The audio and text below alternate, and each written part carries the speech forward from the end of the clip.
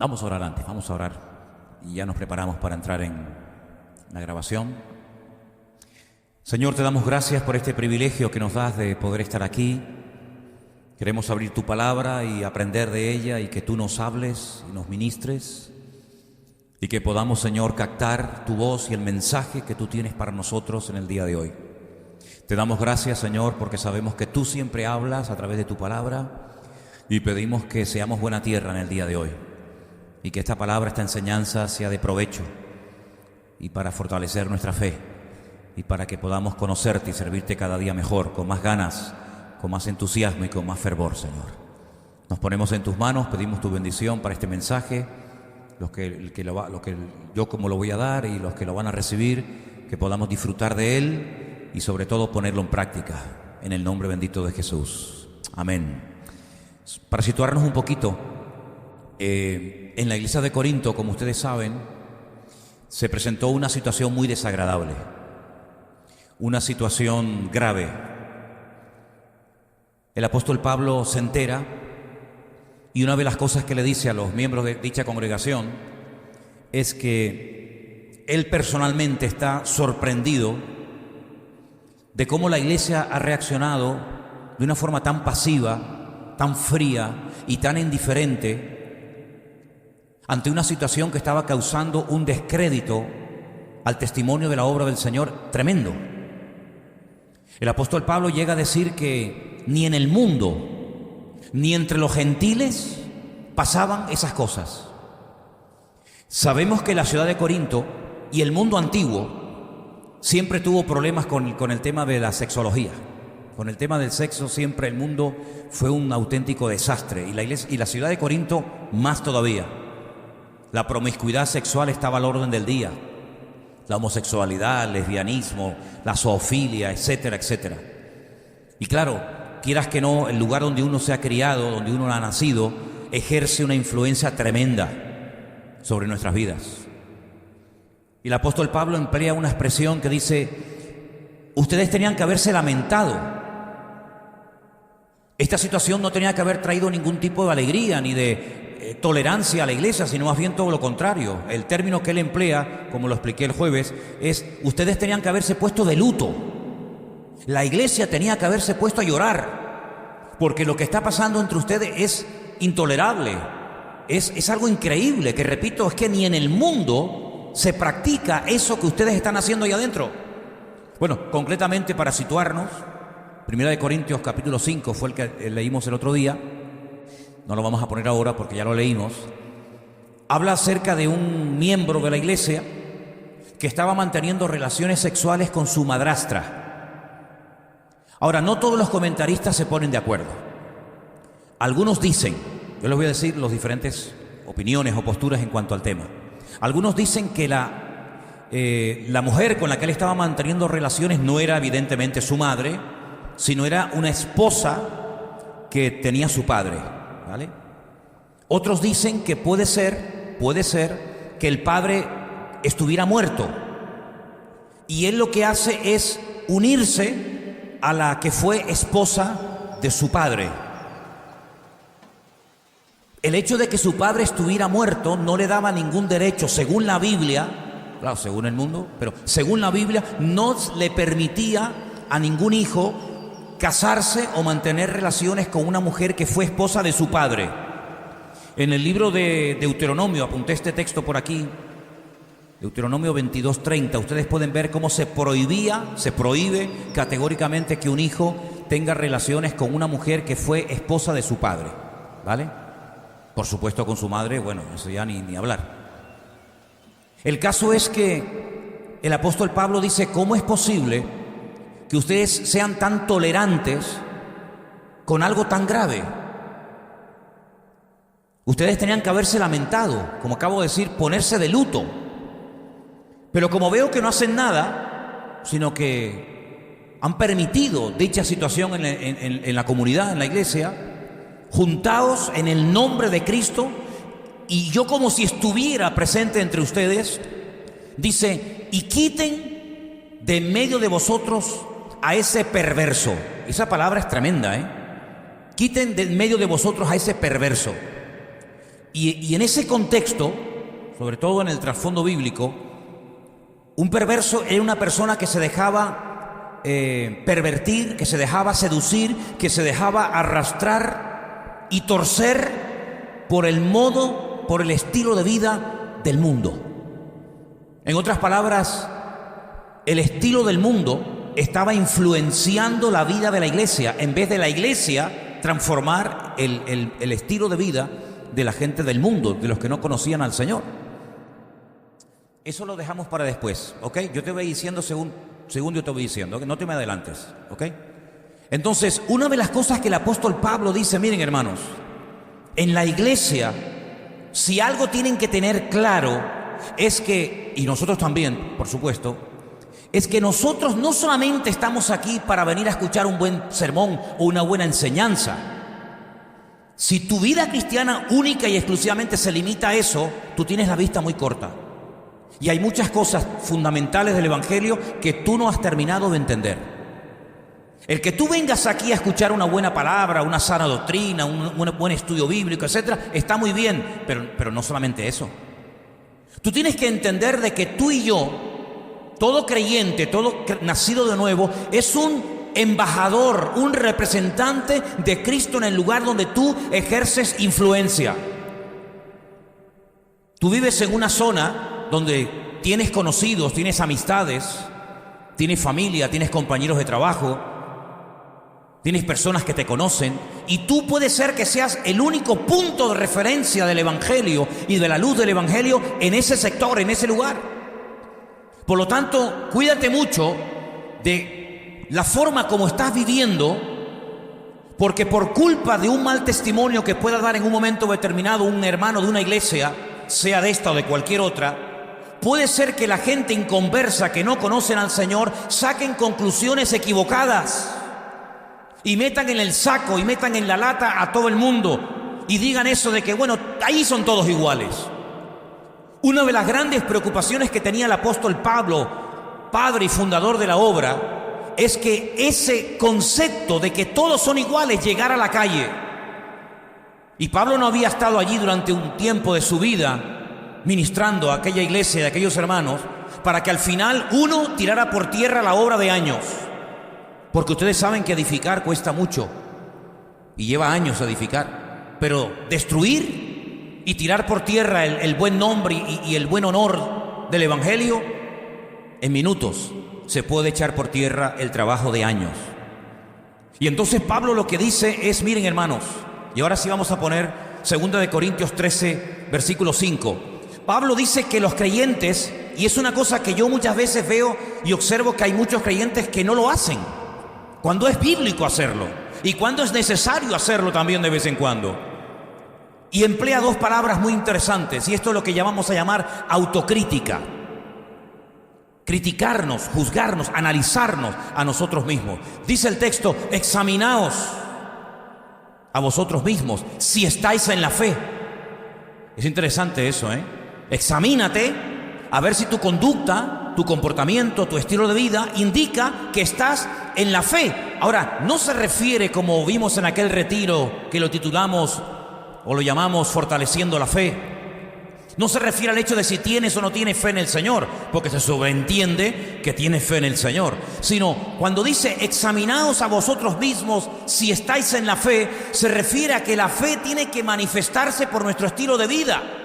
Es más, nuestro estilo de vida, escúchalo bien por favor, refleja nuestra relación con Dios o nuestra no relación con Dios. Es decir, la forma como tú hablas, cómo te comportas, cómo vistes incluso, fíjate lo que te digo, la forma como reaccionas, la forma como tú vives realmente, no dentro de la iglesia, no dentro de estas cuatro paredes, sino fuera, cuando nadie te observa, cuando nadie te mira. Es ahí donde tú te demuestras a ti mismo si estás o no estás verdaderamente en Cristo, en la fe. Y por eso Pablo dice, examinaos a vosotros mismos para ver si estáis en la fe. Probaos a vosotros mismos. ¿O no os conocéis a vosotros mismos que Jesucristo está en vosotros, a menos que estéis reprobados? Hay dos palabras muy interesantes en ese texto, examinaos y probaos. Eso es lo que se llama autocrítica. Es decir, oye, vamos a ver, es que mi vida cristiana no es simplemente el venir aquí y estar aquí, ¿cuánto? 1 hora y media, 2 horas o lo que sea, sino que mi relación con Dios tiene que traspasar las puertas de este salón. Y es allá afuera, cuando nadie me ve, cuando estoy fuera digamos, de la jurisdicción, por decirlo de alguna manera, de la iglesia, fuera del ambiente de los hermanos, es donde tú te tienes que probar y te tienes que examinar a ti mismo, a ver cómo hablas cuando estás entre los inconversos, a ver cuáles son tus chistes, tus comentarios, tus temas de conversación. ¿Eres igual aquí que afuera? Bueno, tú lo sabrás. Yo me alegro mucho de que hay un personaje en la Biblia que le llamó mucho la atención al Señor, y es un tal Natanael. Dice que cuando vino caminando hacia el Señor se le queda mirando y le dice a los que estaban en aquel momento con él, le dice: he aquí un verdadero israelita, en el cual no hay engaño. Y Natanael se le queda mirando y le dice: pero Señor, nosotros nunca nos hemos visto. Es la primera vez que nos encontramos. Y el Señor dijo: yo te vi a ti cuando estabas debajo de la higuera. Ahora, yo sinceramente no sé lo que hacía Natanael debajo de aquella higuera. No lo sé, porque el Señor no lo dice. ¿Y cómo lo voy a saber yo? Pero lo que está bien claro es que el Señor sabía cómo era Natanael en la intimidad. Y por eso dice públicamente: este es un verdadero israelita.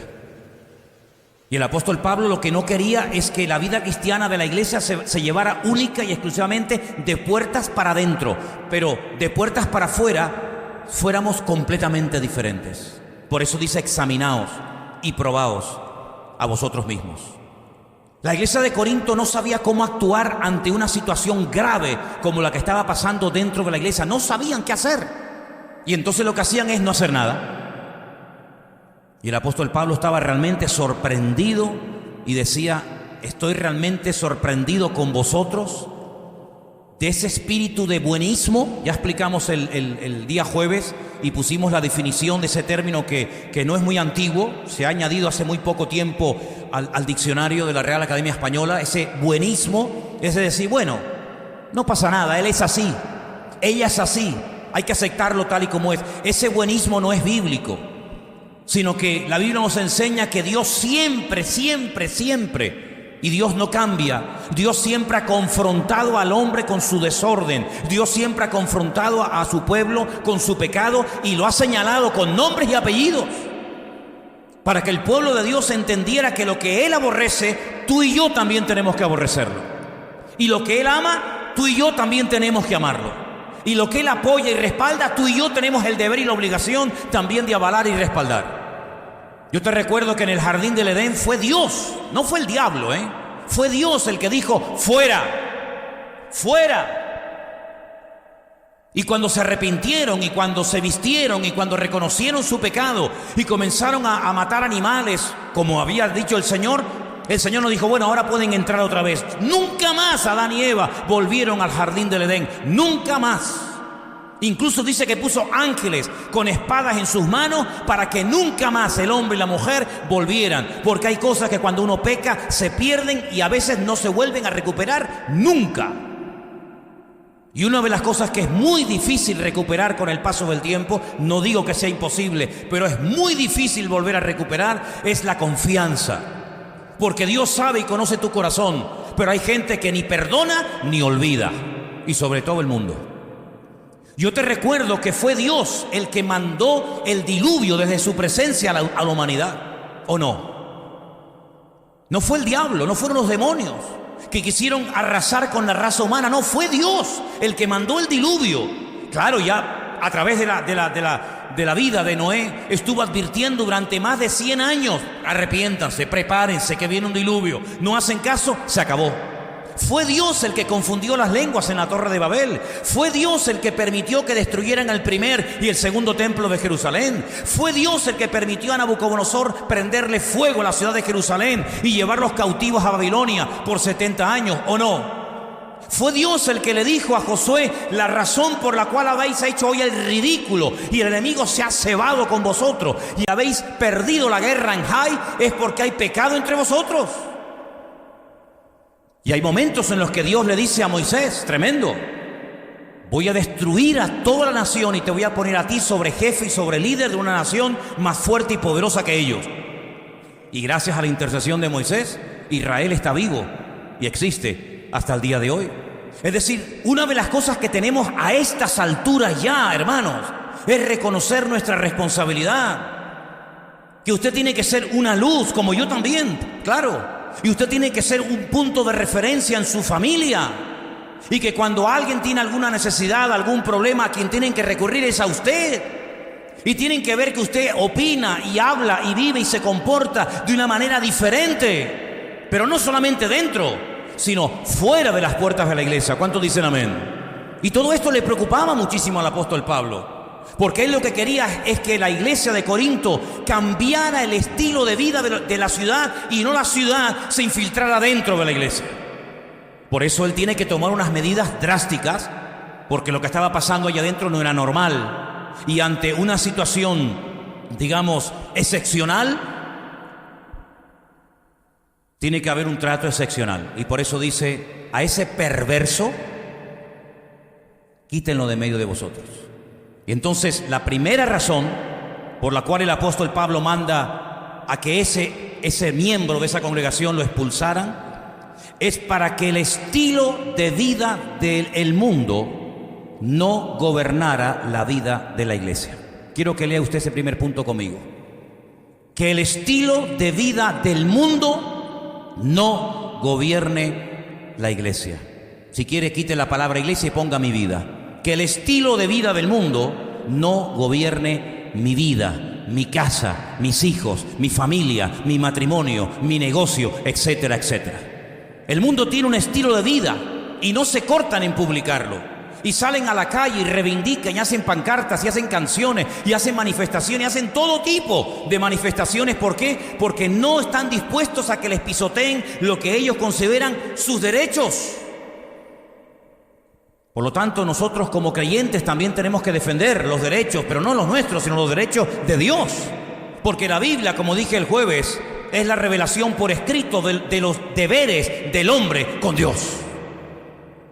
Y entonces lo que Pablo, y el Señor, mejor dicho, a través de Pablo nos dice en el día de hoy, es que no dejemos que el mundo nos diga cómo tienen que vivir nuestros niños y cómo tenemos que llevar nuestras relaciones familiares o matrimoniales.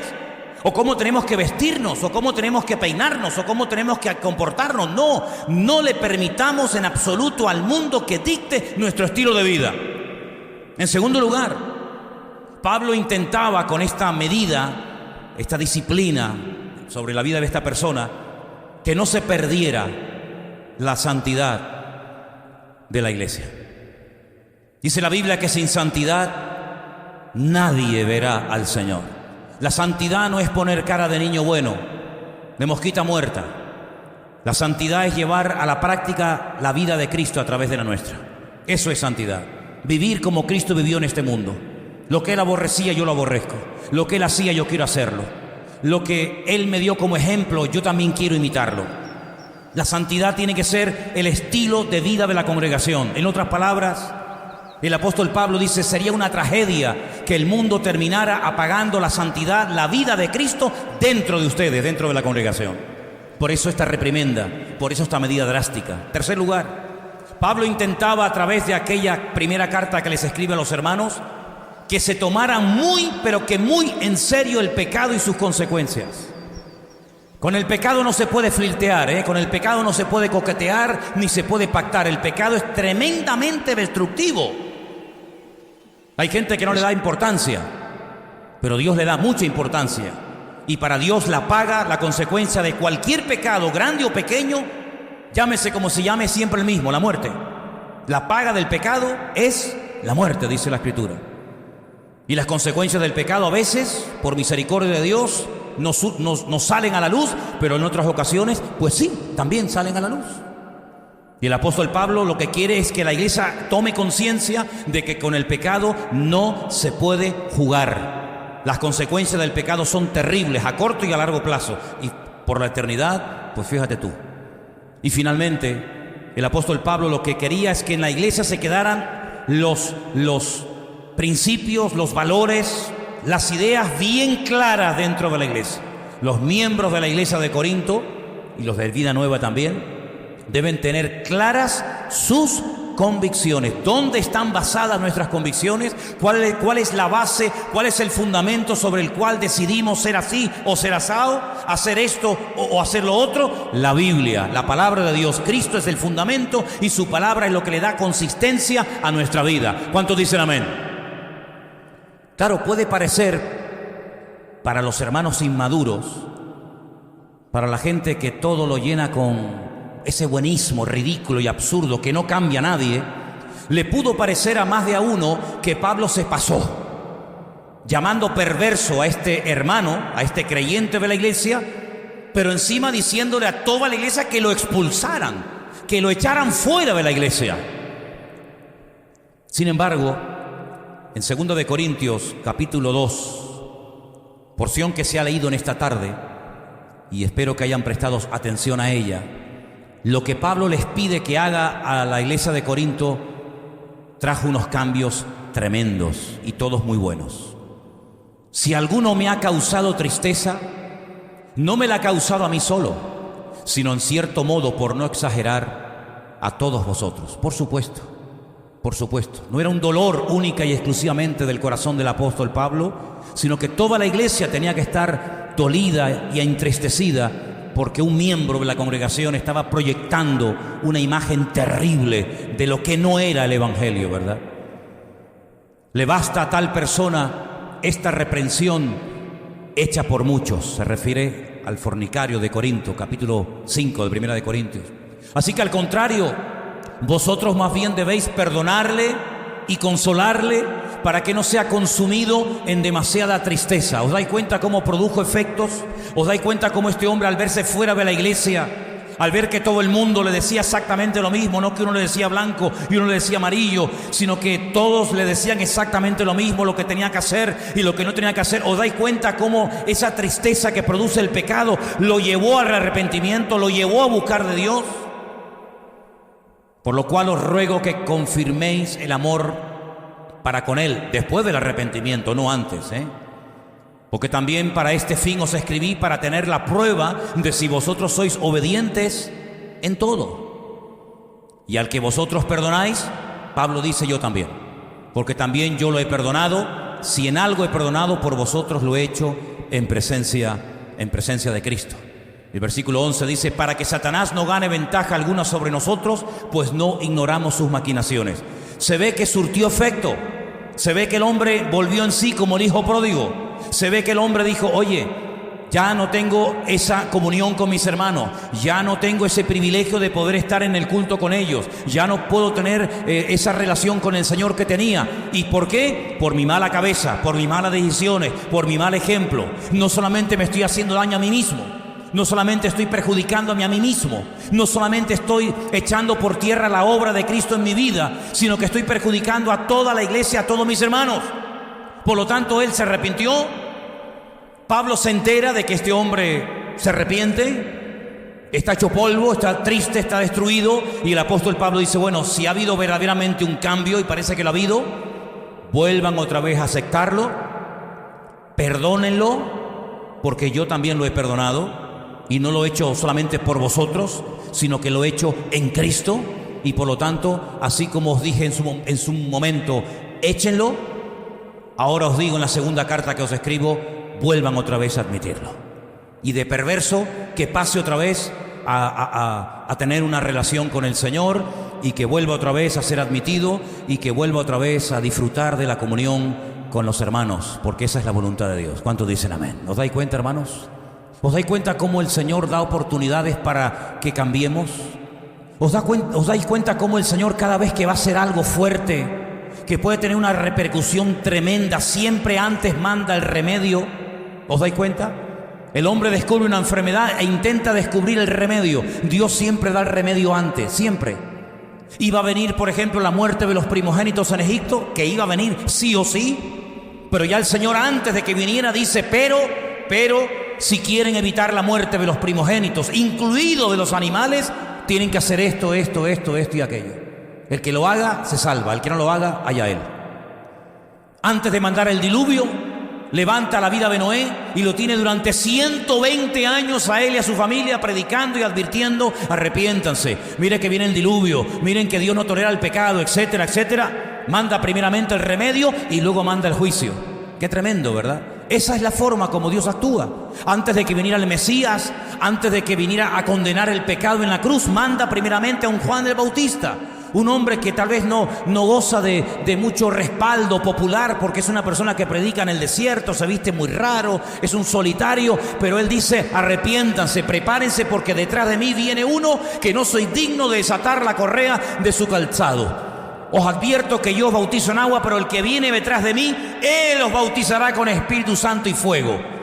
Entonces Dios siempre nos dice antes las cosas para que no nos agarren por sorpresa, para que no digamos: es que yo no sabía nada. No, eso no sirve. Esa excusa no es válida en el reino de Dios.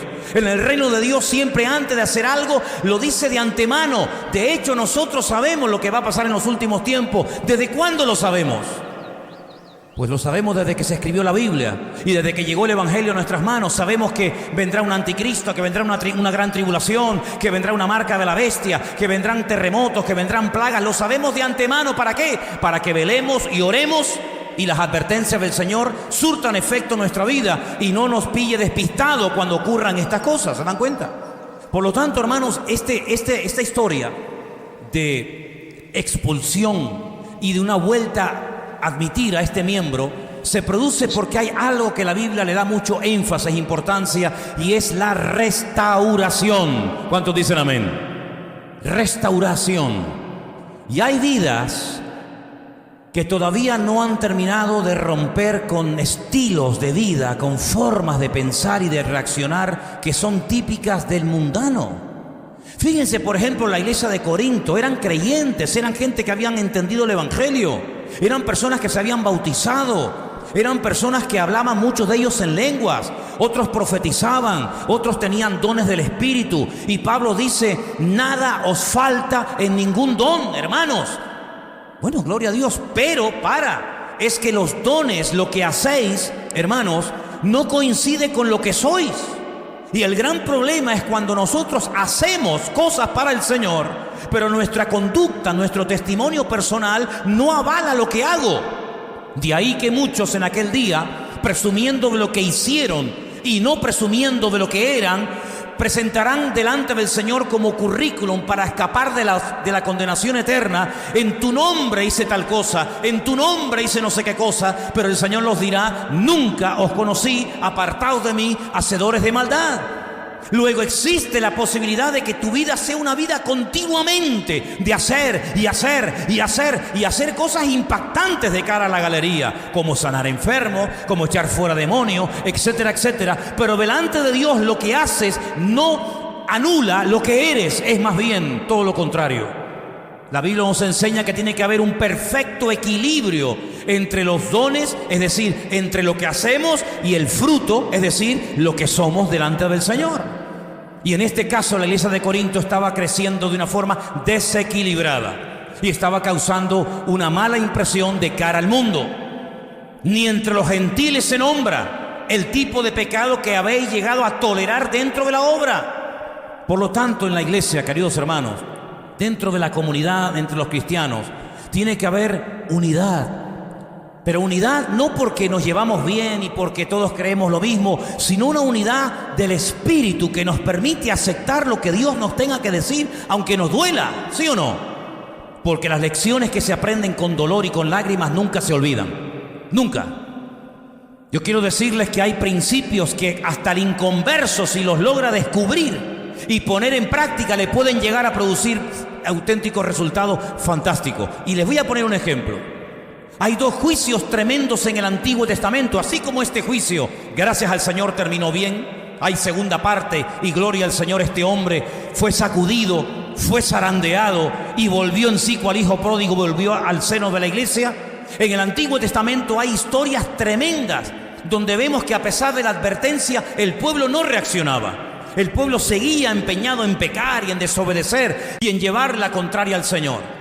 Y los dos grandes ejemplos de juicios tremendos que afectaron a miles, tal vez a millones de personas en la antigüedad, fue el diluvio y la Torre de Babel. El diluvio. Dios decidió romperlo todo y empezar de nuevo. Pero previamente dice, y curiosamente dice Jesús en el sermón en el Monte de los Olivos, que los últimos días serán como los días de Noé, se parecerán mucho. Dice que cuando el Señor observó desde su trono a la tierra, dice que la tierra estaba llena de violencia por todas partes, una agresividad brutal. Todos se mataban y se peleaban unos contra otros, no había unidad. Era una guerra entre familias, entre amigos, entre vecinos. Y el Señor dijo, es mejor romperlo todo y empezar de cero. Tiempo más tarde, cuando aparentemente la humanidad tenía que haber aprendido, pero parece que el hombre siempre vuelve a tropezar en la misma piedra. Ya pasó cuando terminó la Primera Guerra Mundial, que los psicólogos y expertos de la época, ¿verdad?, los estadistas de la época dijeron, ahora el hombre ha aprendido. Por fin el hombre ha aprendido, después de una guerra mundial, que en una guerra nadie gana, sino que todos pierden. Por lo tanto, estamos seguros, y se escribió en los diarios de la época, de que las naciones europeas por lo menos aprendieron la lección de que nunca más tenían que enfrentarse la una contra la otra. Ya veo que aprendieron, Lo aprendieron, pero que muy bien, porque no pasó muchos años y empezó una Segunda Guerra Mundial aún peor y más bárbara y terrible que la primera. Y es que el hombre no termina de aprender. Pero con el diluvio, el hombre aprendió algo cuando comenzó a reproducirse la humanidad, cuando comenzaron a salir otra vez por todas partes de la tierra. Dice que se unieron. Y se unieron lamentablemente para lo malo, pero se unieron. Descubrieron el principio, el poder tremendo de la unidad. Y dice que eran una sola lengua, eran una sola carne, con un solo objetivo, con un mismo sentir, con un mismo propósito: desafiar al mismísimo Dios, construir una torre que llegara a la misma presencia del Señor, y una vez que llegaran y cumplieran con su objetivo, le podrían decir a Dios y presumir: hemos llegado a tu presencia a nuestra manera y no como tú nos dijiste. Dios no los destruye. Podía haberlo hecho otra vez, ya lo había hecho una vez con la generación del diluvio, que los destruyó a todos y empezó la humanidad con 8. Pero en esta ocasión no lo hace. ¿Por qué no lo hace? ¿Ha menguado su poder? ¿Es que ya es más tolerante y flexible al pecado de la humanidad? No, sino que la humanidad está unida para lo malo, pero al fin y al cabo unida. Y en base a ese principio elemental poderoso de la unidad, Dios no los destruye, sino que simplemente los dispersa, pero no los destruye, porque la unidad lo que hace es que impide la destrucción. Es interesantísimo ver cómo en el día de hoy una de las cosas que el diablo intenta hacer es pelear y enfrentar a los hermanos unos contra otros, porque el diablo sabe perfectamente que en la unidad está la fuerza. ¿Cuántos dicen amén? Mirad cuán bueno y cuán delicioso es habitar los hermanos juntos en armonía, porque allí envía el Señor bendición y vida eterna. No hace falta traer a un famoso predicador de sabe Dios dónde, no hace falta hacer un espectáculo, no hace falta hacer nada extraño. Simplemente con el hecho de que estén juntos en armonía, allí hay bendición y vida eterna, dice la Escritura. Y ahora Pablo lo que está tratando de demostrarle a la iglesia de Corinto, y creo que también a nosotros en el día de hoy, es que uno solo puede contaminar a toda una iglesia. Y Pablo utiliza un elemento muy conocido, tanto en aquella época como hoy en día, como es la levadura. ¿Quién no conoce la levadura? ¿Quién no conoce lo que hace, el efecto que produce ese polvito, ¿no? Eso que apenas se nota, pero cómo puede cambiar todo de un momento a otro, algo tan insignificante como es la levadura. Pablo dice que un poco de levadura leuda toda la masa. Pero la levadura no es instantánea. La levadura lleva un tiempo.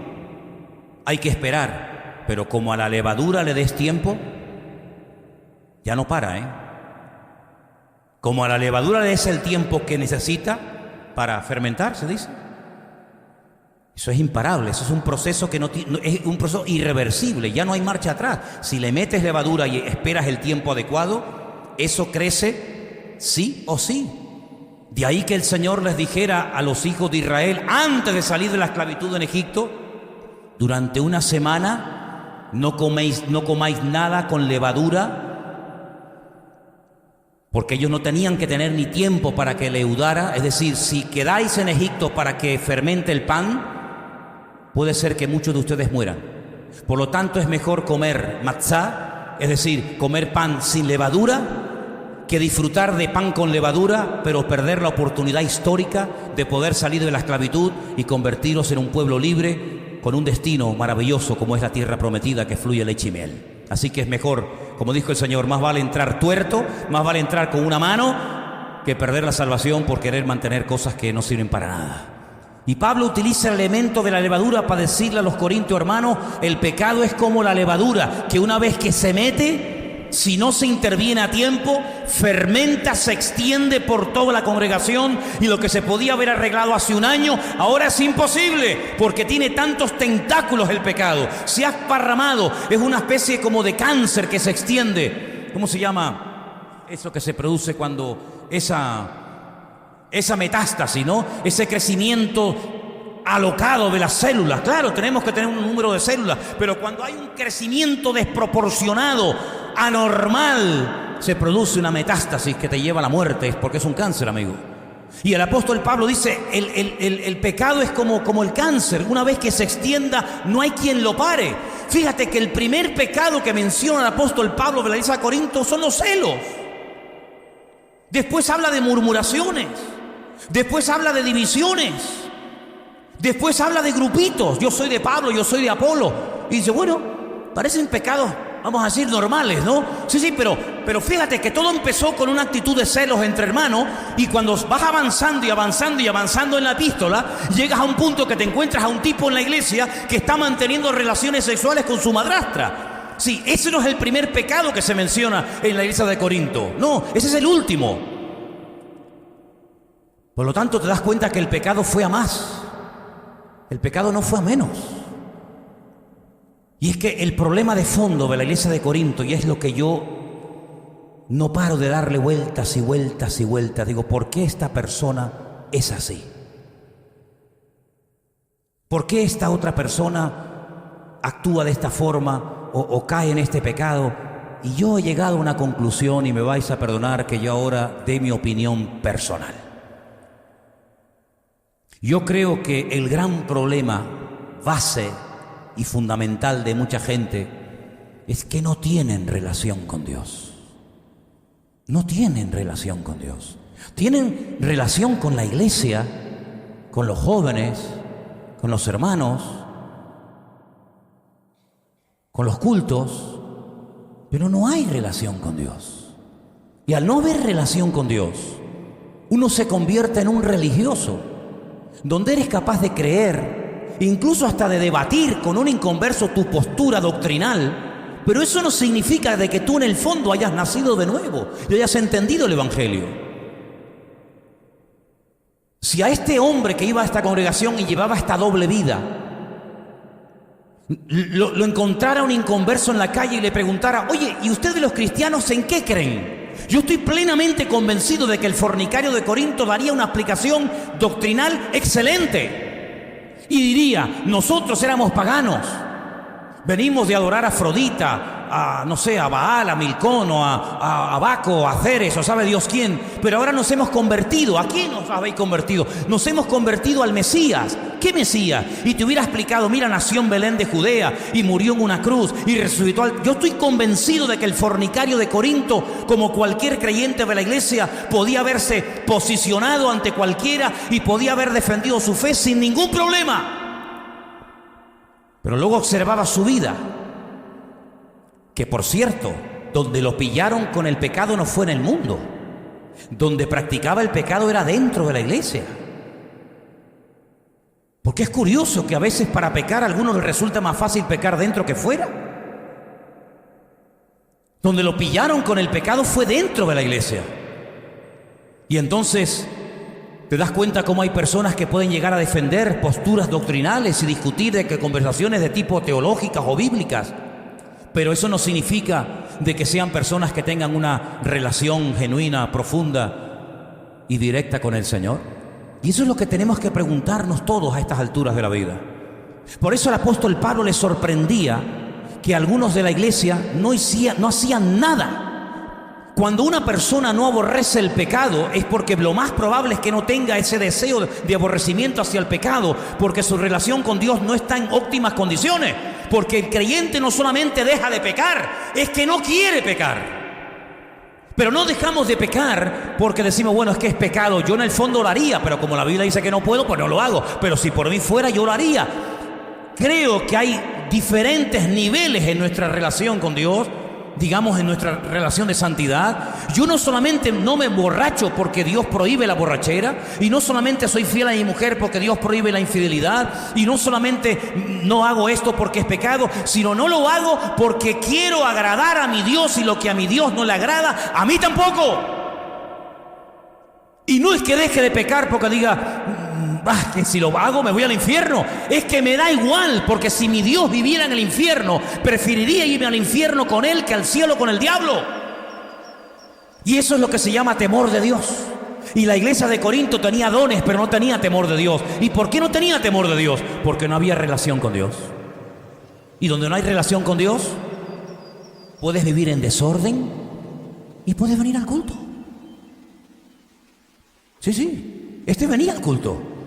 Este no se iba al culto de Afrodita en la esquina, ni se iba al culto de Apolo en la esquina de la ciudad. No, este iba al culto. Era un cristiano, era un creyente, un miembro más de la iglesia. Pero mira qué vida llevaba. Entonces, si tú quieres agradar a Dios, querido hermano y hermana, si tú quieres agradar a Dios, ya no entro, ya tú verás. Si tú quieres agradar a Dios, tú tienes que preguntarte, ¿yo tengo relación con Dios? Yo estoy enamorado de Dios. Yo conozco al Señor. Porque dice la Biblia que el pueblo que conoce a Dios se esfuerza por agradar a ese Dios. ¿Por qué la iglesia de Corinto no aborrecía el pecado? Porque para ellos ciertos y determinados comportamientos dentro de la iglesia eran normales. Yo no sé cuántos miembros había en la iglesia. No sé si era una iglesia de 40, de 150 personas, de 200, de 1000, de 5000. No tengo ni idea. No tengo ni la más remota idea. Lo que sí sé, que la santidad no está reñida con la cantidad de las personas, sino con la calidad de nuestra relación con el Señor. Y por eso yo creo que sería muy bueno que en esta tarde todos optáramos por elegir el mejor camino. ¿Y cuál es el mejor camino, hermanos? El mejor camino, ¿sabes cuál es? Hacer la voluntad de Dios. Ese es el mejor camino.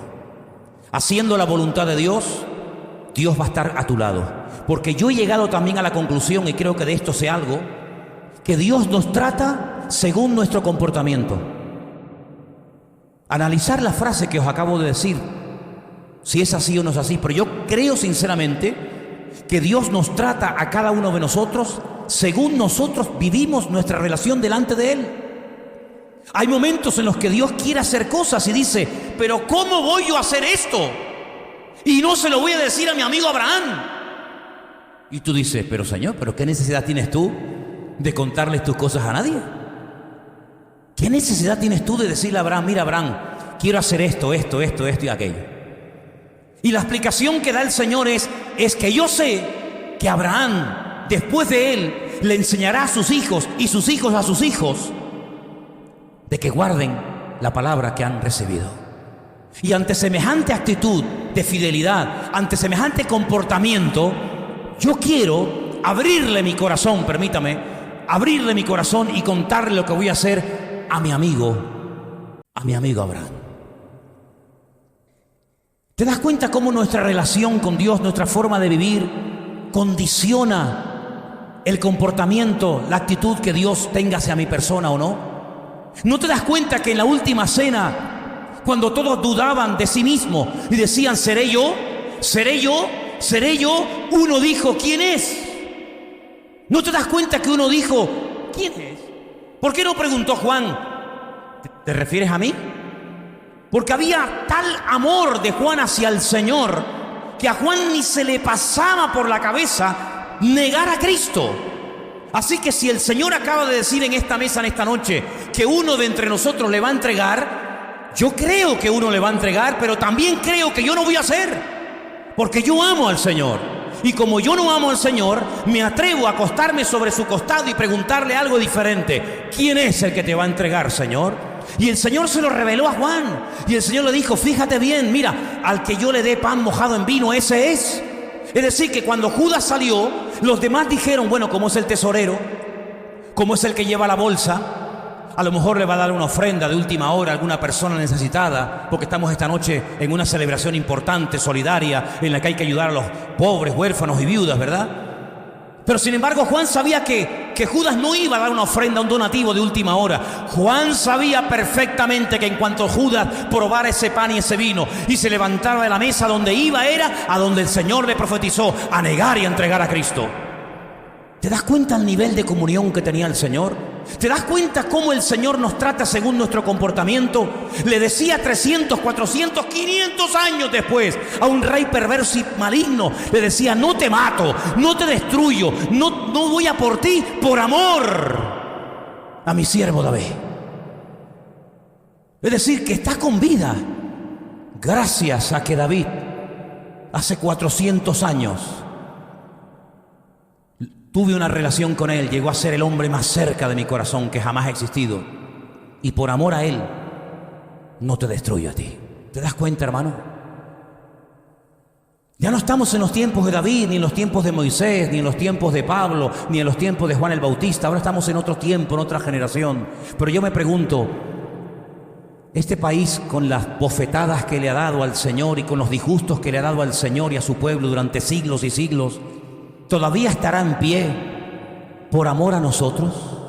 ¿Te has preguntado eso alguna vez? ¿Seguirá todavía el volcán del Teide apagado cuando podía explotar de un momento a otro? Y estoy seguro de que con los inútiles de políticos que tenemos, aquí no hay ningún plan de evacuación y moriríamos todos como ratas en media hora. Porque por el desnivel de los barrancos la lava llegaría aquí en menos de 40 minutos. ¿Será que todo eso está como dormido y calmado por la presencia de sus hijos en esta tierra? ¿Has pensado eso en alguna vez?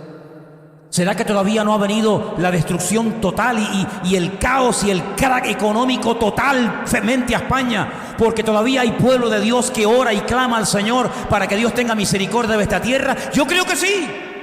Yo creo que sí. Porque lo que me sorprende no es cuando vienen maremotos y tsunamis y terremotos y todo tipo de barbaridad. No me sorprenden que venga. Lo que siempre he dicho, lo que me sorprenden es que no venga más. Lo que me sorprenden es que Dios aguante tanto. Por eso, hermanos queridos, llévense esta lección esta tarde grabada en vuestros corazones y vuestras mentes. Un hombre estaba perjudicando el crecimiento de toda una iglesia en una ciudad llamada Corinto. Así como hubo un hombre que hizo que mujeres quedaran viudas y niños quedaran huérfanos ese día en la ciudad de Jai porque tomó lo que no tenía que haber tomado, el fornicario de la iglesia de Corinto no iba a cambiar con el tiempo, porque el tiempo a veces lo que hace es que perjudica más una situación, como una enfermedad. Se tenía que tomar una medida drástica porque era un caso excepcional, y lo mejor que se podía hacer para el beneficio de él y para el beneficio de la obra es decir, fuera. No eres digno de estar en este lugar porque estás contaminando el cuerpo. Y dijo Pablo algo tremendo: entréguenselo a Satanás. Yo estoy seguro que en más de una congregación hoy en día a Pablo no lo invitarían, Estoy convencidísimo que estos que están todo el día con el amor, que aquí no hay amor, que no sé qué, estoy seguro que con Pablo se llevarían, pero que muy, muy, muy mal. Porque la contundencia con la que habla es la misma contundencia con la que Dios trata al pecado. Pero el objetivo, ¿cuál era? Que hubiera un cambio. ¿Y qué es lo que Dios pretende contigo y conmigo? Cambiarnos. Y por eso dice la Biblia que a veces Él nos disciplina, por eso a veces Él nos prueba. No es causa de gozo aparentemente, es cierto, pero dice que después da fruto apacible para su gloria y para su honra. Así que este mensaje sobre el fornicario de Corinto, que fue expulsado y luego vuelto a admitir en la iglesia, que es una lección y un botón de muestra de cómo por muy bajo que uno caiga, si verdaderamente hay un arrepentimiento, hay una restauración, pues que quede grabado en lo más profundo de nuestros corazones. Pero no lo utilicemos como licencia para el pecado. Es decir, bueno, uno cayó allí, pecó, se arrepintió y luego... No, cuidado. También te recuerdo las palabras de Cristo cuando le dijo a uno: ¿nadie te condena? Los que te querían matar a pedradas, ¿todos han ido corriendo?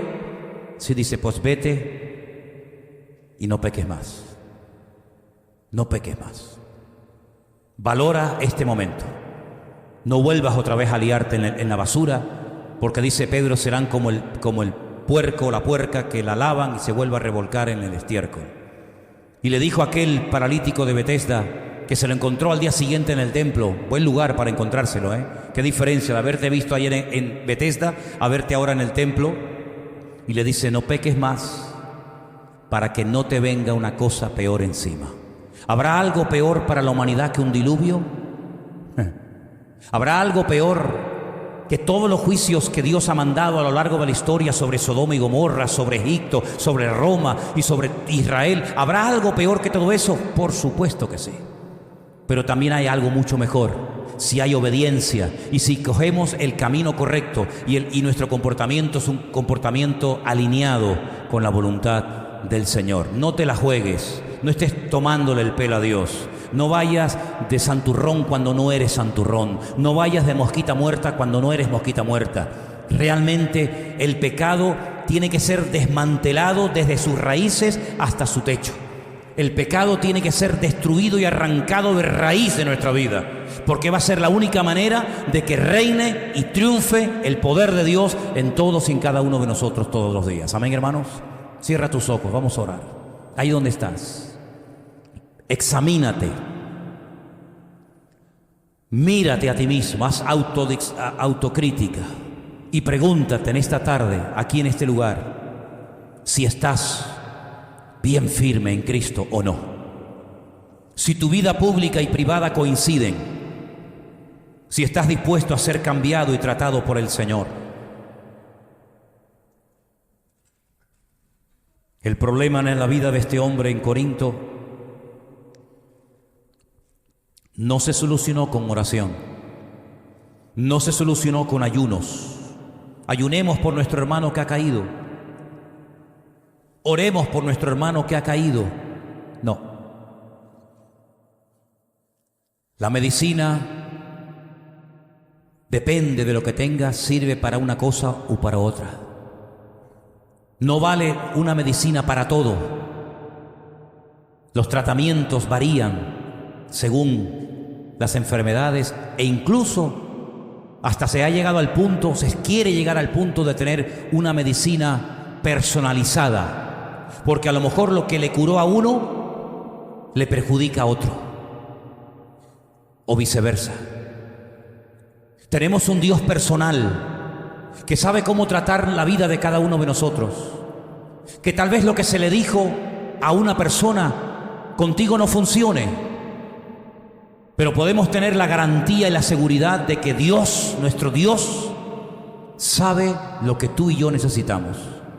Lo importante es que hoy le digamos todos al Señor, yo quiero cambiar. Si es así, dígaselo. Yo quiero cambiar, Señor. Yo quiero que tú hagas una obra en mi vida. Yo quiero que arranques de mi vida al mundo. Que saques de mi corazón a Egipto. El Señor le dijo a Israel, 40 años os he tenido en el desierto. Salisteis físicamente de Egipto, pero espiritualmente aún seguís allí. Os comportáis como los egipcios, habláis como los egipcios. Os dejo unos días solos y volvéis otra vez a adorar lo que adoraban los egipcios. Estáis siempre mirando atrás, echando de menos la comida, echando de menos el pescado, echando de menos ¿qué? Si erais esclavos, es que habéis olvidado de que erais esclavos. No erais príncipes, ni ricachones, ni terratenientes. Erais pobres, ciegos, desnudos, miserables esclavos. Trabajando de sol a sol, pasando calor, pasando hambre, siendo humillados, vejados por la mano del faraón. ¿Cómo echáis de menos vuestra antigua vida de Egipto? ¿Y cuántas veces en el corazón de creyentes hay como una especie de división entre lo que quieren y lo que son? Por eso en esta tarde toma la determinación de escoger el buen camino. Y el buen camino es hacer la voluntad de Dios. Que no se haga nuestra voluntad, sino la suya. Haz tu voluntad en nosotros, Padre, así en el cielo como en la tierra. Que venga a nosotros tu reino. Que venga a nosotros tu reino. Que se haga tu voluntad en mi vida, como se hace tu voluntad en toda la creación y en todas partes. Renuncio a mi voluntad, dígaselo al Señor. Yo renuncio a mi propia voluntad, a mi ego, a mi orgullo, a mi soberbia. Renuncio a todo eso. Tiene que haber una renuncia, un rechazo. Renuncio a mi antigua vida, renuncio al engaño, renuncio a la mentira, renuncio al espíritu de idolatría, renuncio a la brujería, renuncio a la pornografía, renuncio a todo lo que no agrada a Dios, renuncio a todo eso y lo digo con mi boca para que quede bien claro y sellado en el mundo espiritual que quiero ir en serio con Dios. Quiero ir en serio con Dios. Y si vamos en serios con Dios, la bendición de Dios nos alcanzará. Esa es la riqueza del hombre, no lo que tiene, lo que es. Y tú puedes salir esta tarde por ahí con tu mismo patrimonio, con tus mismas cosas, pero por dentro puedes marcharte enriquecido si permites que la bendición de Dios y la voluntad de Dios se cumpla en tu vida. Aleluya.